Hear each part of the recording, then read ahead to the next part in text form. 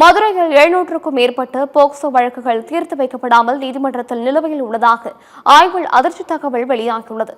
அது குறித்து விவரிக்கின்றது இந்த சிறப்பு தொகுப்பு. நீதித்துறை தரவுப்படி கடந்த 2021 முதல் 2025 ஆண்டு டிசம்பர் வரையிலான 5 ஆண்டுகளில் தமிழகத்தில் மட்டும் 39,999 போக்சோ வழக்குகள் பதிவாகியுள்ளன. இதில் மதுரை மாவட்ட நிலை கவலைக்கிடமானதாக உள்ளது. கடந்த 7 மாதங்களில் மட்டும் சுமார் 90க்கும் மேற்பட்ட போக்சோ வழக்குகள் இங்கு பதிவு செய்யப்பட்டுள்ளது. அண்மையில் வெளியான மதுரை மாவட்ட காவல்துறையின் தரவுப்படி கடந்த 2013 ஆண்டு முதல் கடந்த மே மாதம் வரை மதுரை மாவட்டத்தில் 1421 போக்சோ வழக்குகள் பதிவு செய்யப்பட்டுள்ளன. அவற்றில் 608 வழக்குகள் மட்டுமே முடிவடைந்துள்ளது. 774 வழக்குகள் இன்னும் நீதிமன்ற விசாரணையில் உள்ளன. 39 வழக்குகள் காவல்துறை விசாரணையிலேயே உள்ளன.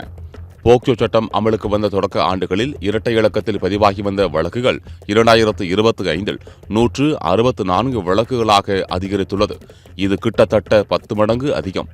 குழந்தைகளுக்கு எதிரான வழக்குகளில் அவர்களுக்கு வழங்க வேண்டிய சட்ட பாதுகாப்பும் விரைவான நிதியும் கிடைக்க வேண்டிய நேரத்தில் பல வழக்குகள் ஆண்டு கணக்கில் காவல்துறை விசாரணையிலும் நீதிமன்றங்களிலும் நிலுவையில் கிடப்பது கவலைக்குரிய ஒன்றாக உள்ளது. இந்த தாமதத்திற்கு மருத்துவ அறிக்கைகள், DNA பரிசோதனை முடிவுகள் கிடைக்காதது மற்றும் தாமதமாவது, RFSL எனப்படும் தடயவியல் ஆய்வக அறிக்கைகள் நிலுவையில் இருப்பது, PNSS பிரிவு 183 கீழ் வாக்குமூலம் பதிவு செய்யப்படாதது, குற்றப்பத்திரிகை தாக்கல் செய்யப்படாதது, குற்றம் சாட்டப்பட்டவர் கைது செய்யப்படாதது என பல்வேறு நிர்வாக மற்றும் தொழில்நுட்ப தாமதங்கள் முக்கியமானவையாக கூறப்படுகிறது. போக்சோ வழக்கு பதிவு அதிகரித்திருப்பது குற்றங்கள் அதிகரித்துள்ளதையே காட்டுவதாகவும், விரைவான நீதி வழங்க உருவாக்கப்பட்ட போக்சோ சட்டத்தின் நோக்கமே முழுமையாக நிறைவேறவில்லை என்றும், ஒரு போக்சோ வழக்கில் பல துறைகளின் ஒருங்கிணைப்பில் ஏற்படும் தாமதம் முழு வழக்கின் முன்னேற்றத்தையும் பாதிப்பதாகவும் வேதனை தெரிவிக்கின்றனர்.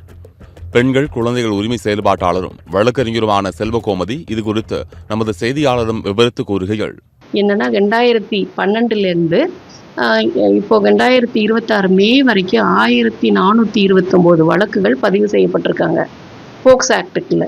ஆனால் அதில் டிஸ்போசல் எவ்வளவுன்னு பார்த்தீங்கன்னா 608 வழக்குகள் தான் டிஸ்போஸ் ஆகிருக்கு. மீதி உள்ள வழக்குகள் அனைத்துமே பெண்டிங்காக இருக்குது. அதில் நீதிமன்றத்தில் 774 வழக்குகள் நீதிமன்றத்தில் பெண்டிங்காக இருக்குது. காவல்துறையோட விசாரணைக்காக 39 வழக்குகள் பெண்டிங்காக இருக்குது. காவல்துறையை மட்டுமே நம்ம பொறுப்பாக ஆக்க முடியாது.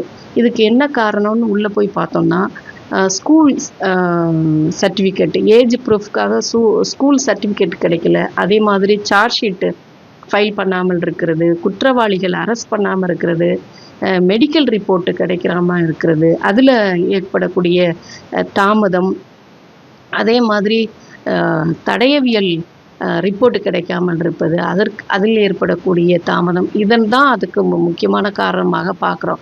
அப்படி பார்க்குறப்போ எல்லா துறையும், காவல்துறை மட்டும் இல்லை, ஸ்கூல் டிபார்ட்மெண்ட்டு, மெடிக்கல் டிபார்ட்மெண்ட்டு, இந்த குழந்தைகளை கையாளக்கூடிய மற்ற துறைகள் அனைத்தும், விரைவு நீதிமன்றங்கள், அரசு வழக்கறிஞர்கள், இவங்க எல்லாரும் ஒருங்கிணைந்து செயல்பட்டால்தான் இந்த பாதிக்கப்பட்ட குழந்தைக்கு ஒரு நீதி கிடைக்கும் அப்படின்ட்டு நாங்கள் நினைக்கிறோம். எண்கள் வெறும் புள்ளி விவரங்கள் அல்ல.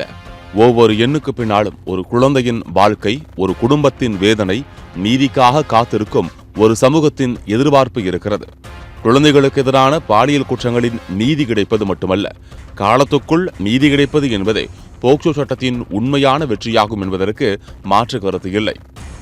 சத்தியம் தொலைக்காட்சியின் செய்திகளுக்காக மதுரை மாவட்ட செய்தியாளர் கார்த்தியுடன் செய்திக்குழு.